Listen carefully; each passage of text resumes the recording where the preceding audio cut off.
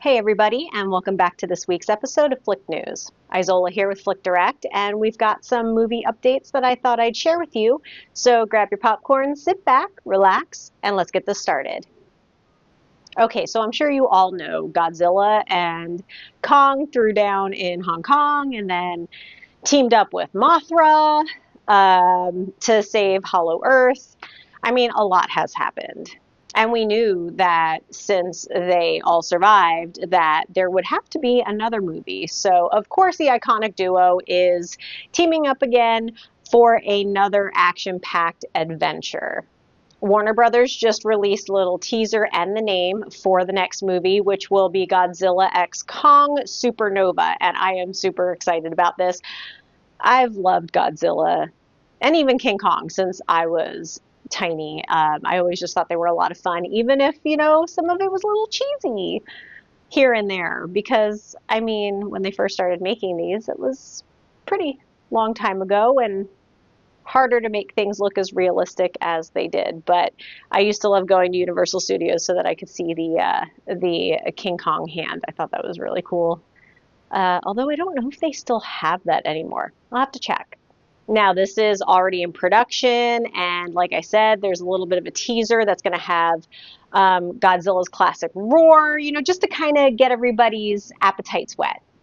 Now, because of the name and some of the vibes that we're getting from this very tiny teaser, some people are actually wondering, is this going to be like, I don't know, Space Godzilla kind of making its way into the universe? Only time will tell, because obviously we're not really going to get too much out of this until the movie is released, which again, I'm super excited for. But if there is anything else, I'll let you guys know. But I'm really hoping that we don't hear too much on it. Now, Dan Stevens is coming back, but we're also going to have Sam Neill, Matthew Modine, Jack O'Connell, and a ton of other cool actors. So again, this is really exciting. I'm glad that this is coming to fruition. Again, not too much about the space Godzilla, but we'll just have to wait and see. And we will have to wait a little bit because the movie is not coming out until March 26, 2027. So, yes, we'll have trailers and we'll have more information coming out during that time. But hopefully, again, not too much, because if you guys tune in to my next 4K UHD review, you'll see what I mean about how disappointing it is when they give everything away in the trailer. Okay, so when the Coen brothers kind of split, they both went in different directions in the types of movies they were going to make. Joel kind of did more traditional, I don't want classic, with the tragedy of Macbeth for his solo debut, but Ethan went the other route with Drive Away Dolls. And if you don't remember, I actually did a review of that, and it was fine. It's just not my kind of movie. I just kind of got a little bored with it. But it still did pretty well, and people enjoyed it. So it wasn't that bad of a start for Ethan's solo career. I mean, the movie, like I said, was complete opposite. There was chaos, toys of a nature, double crosses. And again, it was fun, but just not, I just didn't really go head over heels in love with this movie. Now, the reason that I bring this up is because Ethan Coen is back with Honey Don't.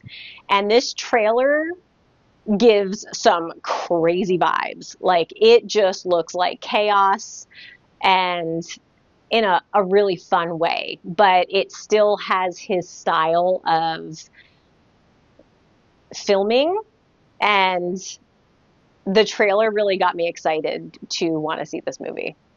So the trailer kind of has the same energy as Drive Away Dolls, and Margaret Qualley is back, but she's returning as a PI who is actually kind of looking into Chris Evans, and he plays this super cult leader. If you watch the trailer, you'll understand what I mean. But it's very televangelistic, and It's a little weird seeing him like that. But, you know, he can play pretty much anything and get away with it. Now, we also have Aubrey Plaza, who I absolutely love. She's playing this kind of mysterious cop. Not sure what her intentions are or if she knows more than she really does, but I think she'll be a great addition to this for sure. And the trailer kind of leads to a bunch of other little surprises. So hopefully they're not going to give much more away than they have. But again, I think this trailer looks really fun. I'm kind of excited to see this movie for sure. Now, if Drive Away Dolls was your jam, I think you'll really like this. Again, it wasn't my jam per se, but that doesn't mean that it's going to be the exact same cookie cutter film like that was. So, like I said, if you do watch the trailer, you're going to definitely see some just fun interactions with this. And I think it's really, it'll pay off for sure. I think, again, Drive Away Dolls was just trying to do too much in one movie. I really enjoy dark comedy capers, especially if there's some weird characters, sharp humor, fun soundtracks. You know, I think that that all really helps with putting a movie together, especially, again, dark humor. I absolutely love it. So I think that this, I'm hoping. I'm trying not to have too high of hopes because, again, I love the actors, so I really think that they could get something going with this. It's just a matter of the actual script and filming. So, again, we'll just have to wait and see. But they're not the only actors that will be in this. We've got Charlie Day, Talia Ryder, Billy Eichner. So there's just going to be tons of chaos in this. So, you know, we'll just have to wait and see what happens. But again, for the 10th time, I'm looking pretty forward to this one. The trailer just made me chuckle and intrigued me. Now, it doesn't really hint at it in this, but we've also heard that the Coen brothers will be reuniting to do something. There's really not much about that just yet, but something to look forward to. But for now, we can have Honey Don't, and that should be in the theaters later this year. Over the last 12 years, James Wan has given us some great horror classics, I guess we would call them. He's just really helped build the modern horror franchise, especially, you know, it's the Conjuring universe. So if you have not seen these, I don't know what rock you've been under, and that's no shade. Just start watching them because they're probably some of the best modern horror movies that I have seen in a really, really long time.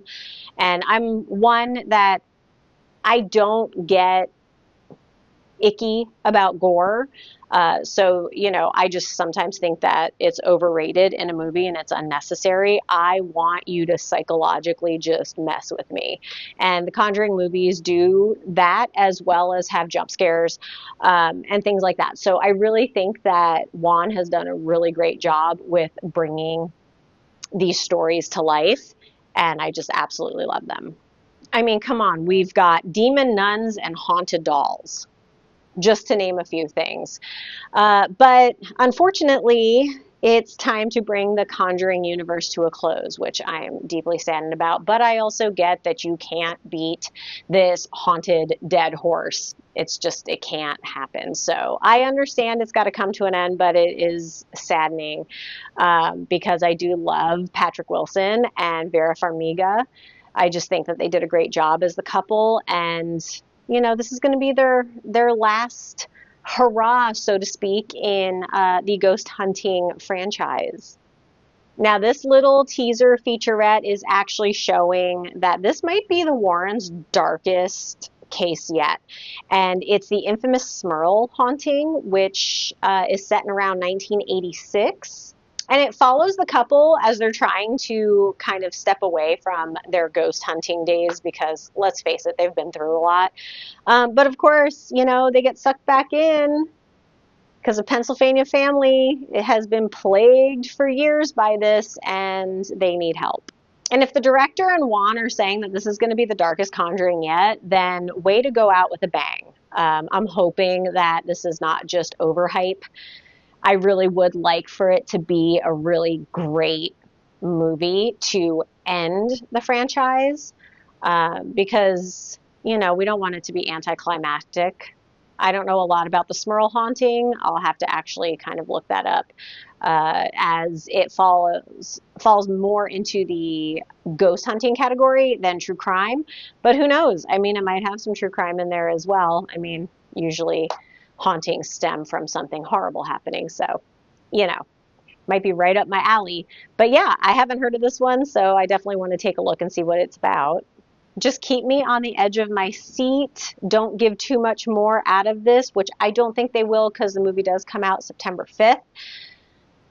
So this is probably all really going to be hearing. I mean, look, everybody puts out 15 different trailers, but I feel like if you can just kind of tease enough and just change what you've already given in the first one or two, and just add a tiny bit more, that should be more than enough. So let's leave it very, very quiet and very suspicious and thrilling until the movie comes out September 5th.